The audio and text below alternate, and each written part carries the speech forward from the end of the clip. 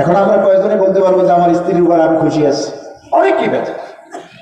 আমার মা বোনদেরকে বলবো, স্বামীর কথা মানবেন, স্বামীর হালাল অর্ডার আপনি পালন করবেন, স্বামীর খেদমত করবেন।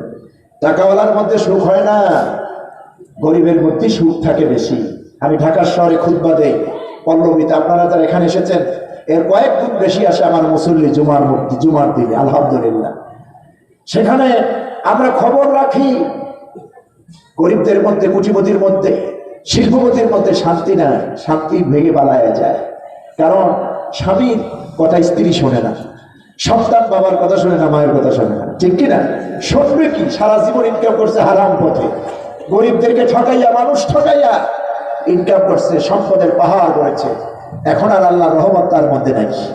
আমার বন্ধুগণ, কোটিপতি হলেই সংসারে শান্তি আসে না। গরিবের মধ্যে, রিকশাওয়ালার পরিবারেও শান্তি আসে যদি স্বামী স্ত্রীর মধ্যে মহব্বত থাকে, ভালোবাসা থাকে, ঠিক কিনা?